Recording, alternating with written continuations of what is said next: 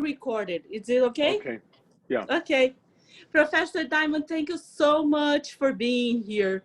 I know Okay. you have been really busy. I understand that, but it's a great pleasure to have you here with us, okay? Yeah, it's And my once pleasure again, too. I apologize for all these things that it's going on in the pandemic. I We are having understand. to adjust ourselves. Okay. Okay, so first of all, I would like for you to introduce yourself for us. I would like to tell you just a little background when I told the Brazilians that I would have this discussion with you. One friend of mine who is a big fan of yours, he said, he is here. First of all, send him a big hug. So I'm delivering the hug for you via Evaldo. And I would like for you Thank to you. introduce yourself and tell us why have you decided and when have you decided to take your studies and teaching about democracy? Well, thank you very much. My name is Larry Diamond. I'm a senior fellow at the Hoover Institution, a think tank on the Stanford University campus. And I am also a senior fellow at our Freeman Spogli Institute for International Studies. And I'm a professor by courtesy of political science and sociology at Stanford. I also co-edit a journal on democracy. It's called the Journal of Democracy, that is now in its 32nd year, published by the National Endowment for Democracy. I think your question was, when did I first decide to become a democracy scholar? Is that it? Yes. Really, I was quite captivated by the struggle for democracy around the world, dating back to a very early age. I think partly because of the Cold War, and then partly because of how tragic it was when people lost their democracies and lost their freedom. I was, I think, about 13 years old when the military intervened in Brazil in the military coup there. And, you know, the wave of military coups that followed in Latin America was a very traumatic event, and then elsewhere around the world. And I was part of, you know, the struggle to have human rights become a more prominent concern in American foreign policy, and to have us stop aligning with brutal dictatorships. So I studied democracy as an undergraduate at Stanford. As a graduate student at Stanford, I wrote my doctoral dissertation on the failure of the first Nigerian republic. I studied the rise and fall of Nigeria's second republic in the late 1970s and early 1980s. And I've just long been interested in the struggle for and the ups and downs of democracy around the world. It hasn't changed much, huh? Well, it's changed, it's evolved. Democracy itself has evolved. And there are many more democracies now than there were in the 1960s or 70s. So those are very big changes. But the fact that there are individuals who want power without restraint and who would rather be dictators than democrats in office, that hasn't changed. The human nature to aggrandize and abuse power, that doesn't change. So all you can do is have strong institutions, an informed and vigilant public to restrain it.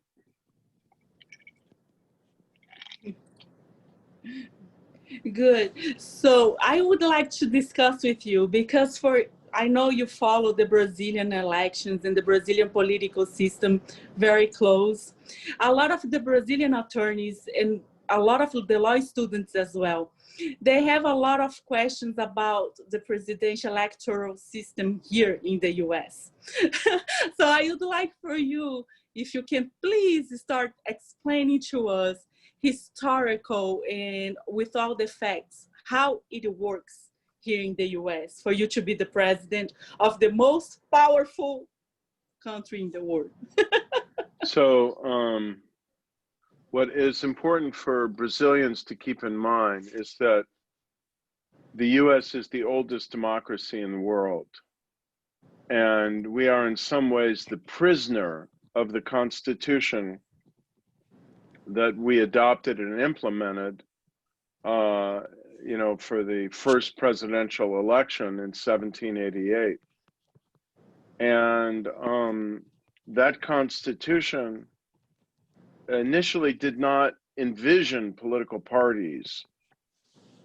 And the founders of the American Republic warned against the dangers of what they called faction, of, in essence, political parties or groupings that would be mutually opposed to one another and might seek to extinguish one another.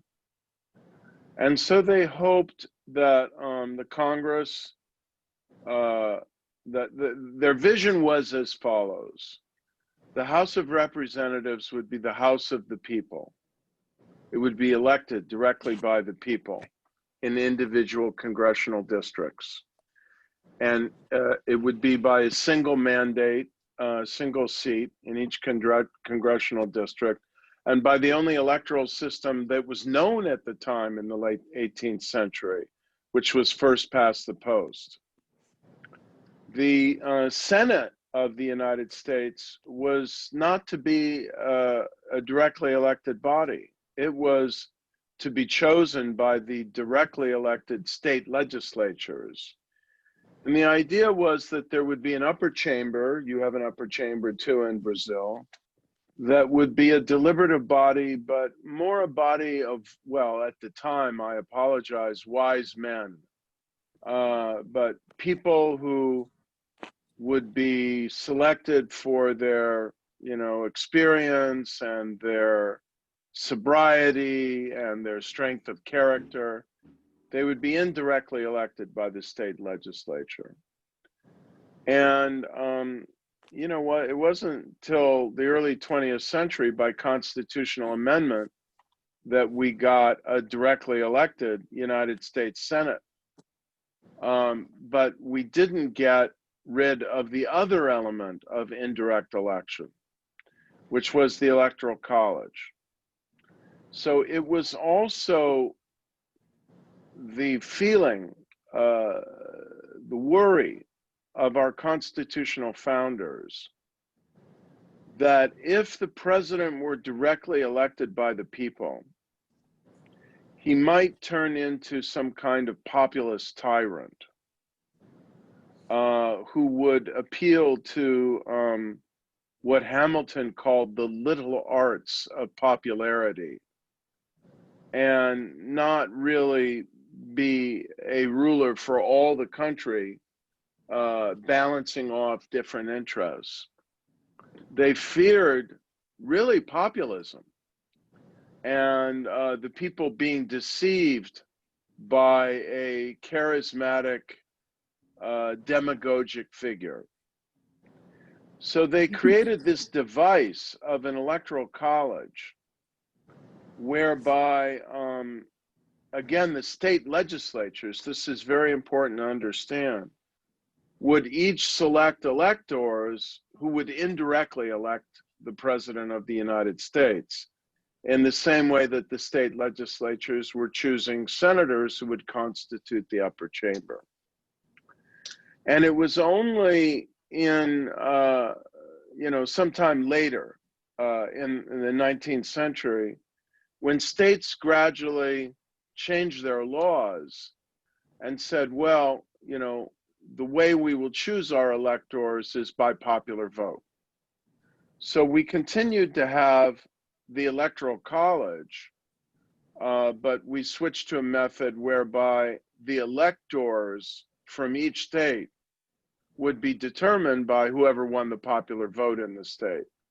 And each state would have a number of electors that would equal the number of representatives in the lower house, the House of Representatives, which is apportioned by population, plus the 2 senators that are the same number for every state.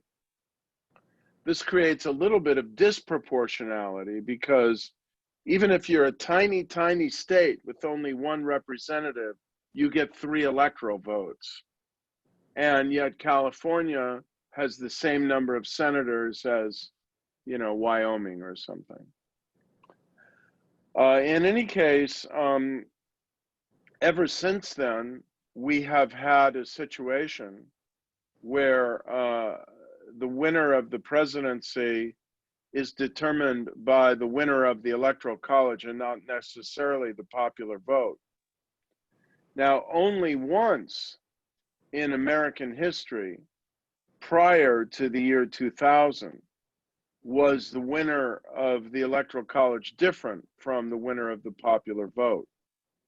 But then in 2000, we had a second instance, and in 2016, we had a third. So that's how the president is chosen. I will say that if there's a conflict or a controversy, the rules for choosing the president could become much more complex. So complex, I'm not sure your community really wants to hear about them. But it allows the possibility that state legislatures might change their mind and just give their electors to whoever they want, even if they didn't win the popular vote. Wow. Yeah, it is very different and very hard for us to understand that. I would like to go from the beginning, how you guys choose the candidates. Like we see the primaries, right? Because as I told you before, in Brazil, we have like right now around 33 parties. And every party, not all of them, of course, they send a candidate to dispute the presidential campaign. Here, you'll see that we start with the primaries, and at the end, you have 2, correct? 2 candidates. How do you go to there from the beginning to just 2 candidates? Well, keep in mind that the American party system is very different than Brazil's. As you noted, you have literally dozens of political parties. We have a lot of political parties, but none of them matter except the Republicans and Democrats. I will note that one reason why we only have 2 political parties is that we have first past the post as a method of election in single member districts, whereas you have proportional representation, and it, you know, tends to permit and encourage more political parties. I think maybe your system's too proportional and ours isn't proportional enough. So what happens is the 2 parties now hold a series of elections in the different states to determine who will get the delegates from each state to the party's nominating convention. And then each party, in essence, for many decades now, has nominated the candidate who won the political primaries and got the most delegates. And then when they nominate their candidates, smaller parties may nominate candidates by their internal procedures, but they don't tend to matter. Again, because it's first past the post, it's really only 2 candidates that have a chance of being elected. You have a 2-round system. Yes. That also encourages more presidential candidates because people know, well, if their party doesn't get elected, you know, they can throw their weight to one of the 2 top finishers in the general election.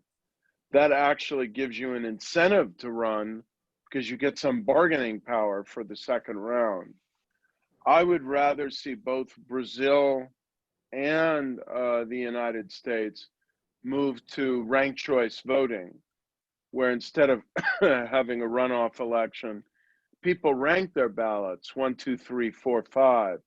And if no one gets a majority of the vote, they transfer their ballots to their, and their person doesn't, you know, get elected right away and needs to be eliminated, they transfer their ballots to their second choice, if necessary, their third choice, until somebody emerges with a majority.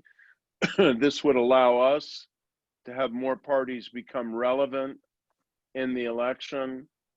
And in Brazil, it might soften that bargaining element a little bit and, you know, create a single national election where everyone can focus. Though I will say that a second round system, a two ballot system, is much better than what we have, which is just a simple plurality method of election. Yeah, and you were explaining before about the states. I think this is the hardest part for us to understand, that the president it's not elected by the popular votes, but I got it what you said. And for my understanding, for example, if it wasn't like that, New York and California, because they have the most population here in the US, do you think they would elect the president all the time because No, of the population? there is a theory that says, you know, the Republicans would never be able to win again if we had the national popular vote. But I think that's silly in two respects. First of all, George W. Bush won the national popular vote in 2004. It was close, but he won it. But second of all, why are people saying, you know, the Republicans would never win the national popular vote again? This all turns on the fact that the US is becoming, if I can put it crudely, increasingly non-white, increasingly racially diverse. And so some Republicans, they won't put it this way, but they're very worried, well, mainly we're doing well with white voters and not well at all with African Americans and not too well with Latinx voters. And so, you know, how do we win if we get rid of the Electoral College? Well, my answer is very simple. I guarantee you, if you get rid of the Electoral College in the United States, Republicans will find a way to appeal to Latinx and African American and Asian American voters because they won't be able to win without them. Yeah, yeah. And for us, that was very weird because another thing that I would like to discuss with you is the swing states. Because I think in Texas, for example, can be Louisiana and the Democrat, I would win the votes. Here in New York, could be me and whoever comes with the Republican side, I would win. And we have the swing states. Can you tell us a little bit about that? Because, sorry, now it's my personal opinion, okay? Last election, we had Latinos voting for Trump when he said that we don't deserve to be in the US. So I don't know, what is the point, as you're saying, that they would go after the Latinos, and how the swing states work? Okay. Well, on the Latinos, you know, the point I was making before is there's a significant section of the Latino population in the United States that's culturally conservative and economically conservative. I mean, just because someone comes from south of the border doesn't mean they're progressive. No. You can ask Jair Bolsonaro about that. So, you know, a lot of immigrants to the United States, and probably especially within the Latino population, immigrants from Cuba and Venezuela, many of them are, you know, they're more right of center. They believe in free enterprise. They may be a little more culturally conservative on religious and social issues. So they might be more naturally inclined toward the Republican Party. Now, Trump lost some of those because of his racist hostility to immigrants and to Latino immigrants in particular. But still, there were some who, said, I feel closer to the Republican Party, so I'm going to vote for him, or I want someone who's going to lean more in a religiously conservative direction, so that even though Trump is got, no connection to organized religion or any particular identification with it, he's aligned himself with religious conservatives, so they voted for him. It's that sort of thing. Oh yeah, and another thing the swing states. Yes. The swing states are the states that might go either way in the Electoral College. Yes. So some states like Texas is probably going to vote Republican this year, as it has been for a while. California, Oregon, Washington, these are really solidly Democratic states. Massachusetts, is won overwhelmingly by Democrats. Wyoming is a solid Republican state. Most states in the United States, it doesn't matter what happens in the campaign. It doesn't matter who the candidate is. They're either going to go by tradition Democrat or tradition Republican. But there are about 10 states where, you can't predict. They might go either way. And this year, it's the same three that put Trump over the top last time: Michigan, Wisconsin, and Pennsylvania. But also Florida is a swing state, North Carolina is a swing state, Arizona, perhaps Georgia, perhaps Iowa. There's a few swing states. Yeah. Yesterday we were driving all the way from Florida to New York, and we saw a lot of protesters in South Carolina with the Trump flags and the big trucks, and we said, oh, okay, we'll see what's gonna happen here. Another question that I have for you, it's the way we can vote here. Here you have the early votes, you can go there. You have the mail votes. How is that possible in 2020, Professor Diamond? Well, more states are moving toward mail-in balloting as their principal method of voting. So this year we will have 5 states in the United States that are going to vote entirely by mail. And the system has worked very well. There's been no evidence of fraud. They are Washington, Oregon, Colorado, I think possibly Utah, and Hawaii. Those are the 5 states. And then other states are moving increasingly to mail-in balloting because it's more convenient and it's cheaper administratively. But then a lot of people want to vote in person, and some states would like to see people voting in person. The reason why this is more diverse this year and why there's more mail-in balloting this year is because of the pandemic, and a lot of people feeling that it's not super safe to go to the polls and be out, even with the face mask. They would prefer to vote from home. Yeah, but that's the thing you said, because when I told them that we would discuss the way to vote, they said, can you imagine if we can vote by mail in Brazil? That would be, like you said, the fraud would be very hard. And when you say, when we talk about this, everybody discuss about Bush and Al Gore back in Florida. So do you think it's a safe way to vote? Yes, there's no indication that it isn't. We've been using it for some time now, and there's never been a reported instance of large-scale vote fraud. And the Republicans have been saying that this is dangerous, it's open to fraud.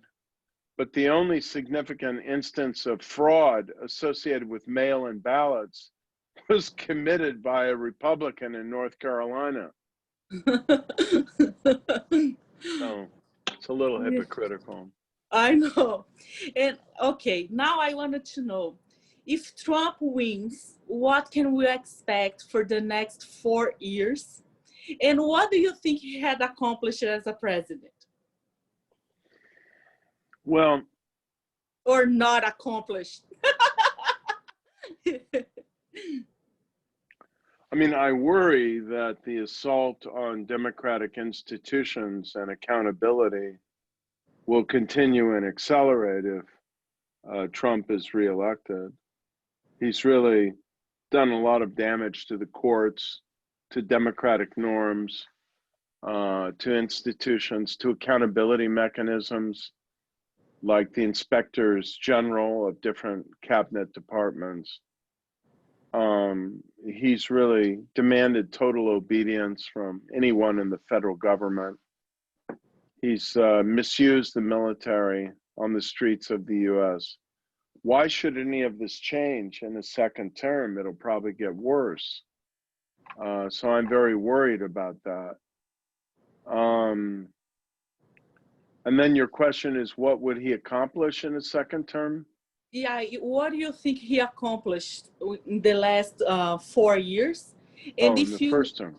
yeah, on the first term, and if you think he's gonna accomplish anything on the second term.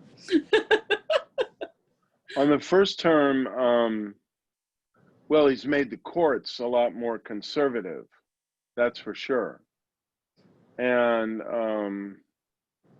I think he's, you know, if your question is what has he accomplished, I think he has weakened our institutions, destabilized our democracy, massively bungled the management of the pandemic in a way that has contributed to the needless deaths of probably over 100,000 people, destabilized our alliances, undermined support for democracy around the world, given hope and moral support to dictators around the world and elected populists who would like to become authoritarian rulers, people like your president, President Bolsonaro. So I think those are some of the achievements of his first term. Yeah, no, I heard not very much, pretty much. But what is funny for me is because coming from there, we're gonna discuss about Bolsonaro in a bit, but I think we have accomplished so much with the human rights. We have accomplished so much with women rights, and then we come and see the most powerful man saying the kind of stuff he says, and just the idea to have a second term of that, it's very scary. But my other question is regarding Biden. We are talking today and we saw that if he's elected, he will be 78 years old when he gets in office. He would be the oldest candidate elected in the US. What do you think we can expect of this change from Trump to Biden? Well, yeah, I mean, it would not be my preference in the abstract to have someone that old be president of the United States. But he is very experienced, he is very likable, and he did win the Democratic primaries. I think the change would be that we'd get someone who was respectful of the law and the Constitution, wanted to deepen democracy rather than constrain it, would certainly revive our accountability mechanisms and institutions, the rule of law, and would try and repair our alliances with democracies around the world. And hopefully, I think he would do a lot better job of managing the COVID pandemic. And then hopefully he would go to work on the huge agenda we have of ensuring greater equality and inclusion in the United States, fighting racial injustice in the United States, and finally making all citizens truly of equal worth and dignity. Yeah. It's a I have so many questions that I would like to discuss. Well, the last one, in if we have time, of course, I have more questions. But I know you follow Brazilian political situation very close, and I read a little passage of your book that you said that for democracy to live, the president or whoever is in power, they have to respect the protesters. They have to hear people, what people are saying. I start laughing when I read that. Remember, of just thinking about Brazil nowadays, where we have a president, as you said, that treated the pandemic and was a lie. He used to go on the streets to have breakfast in a bakery without the mask and shaking people's hand when a lot of our people were dying there. We have him saying that women, they cannot go, they should be at home doing their stuff. We have him saying that you have to follow your religion and you cannot do anything about it. And Brazil right now, Professor, I had to stay there for 8 months, is divided, totally divided. You are Bolsonaro or you are Lula.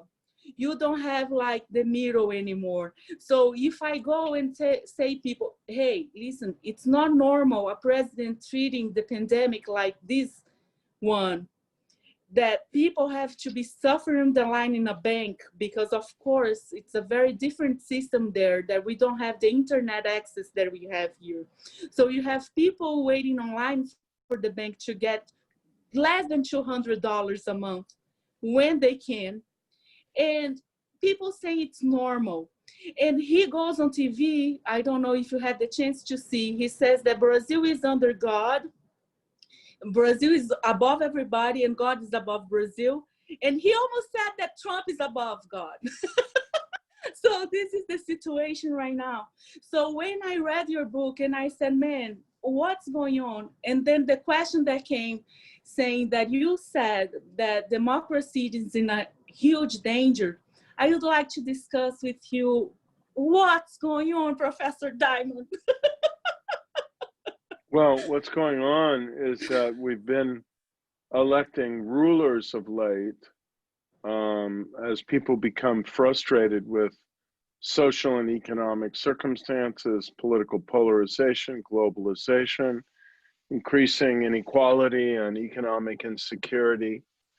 They've been turning to charismatic, demagogic, populist leaders who thrive on division and cynicism and who claim to be the representatives of the people, but really embrace, the elites of their country, and are a fraud in terms of their claim to represent the people.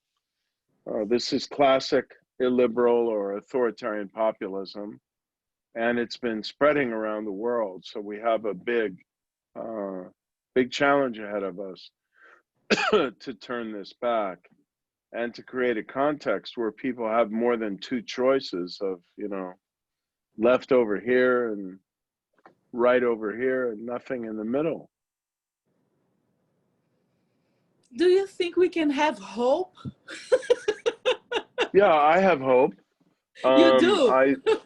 Because I think that this populist project isn't working. It is, it's a fraud, and it leads to corruption and abuse of power. And I think once people see that, they'll be ready for a democratic alternative.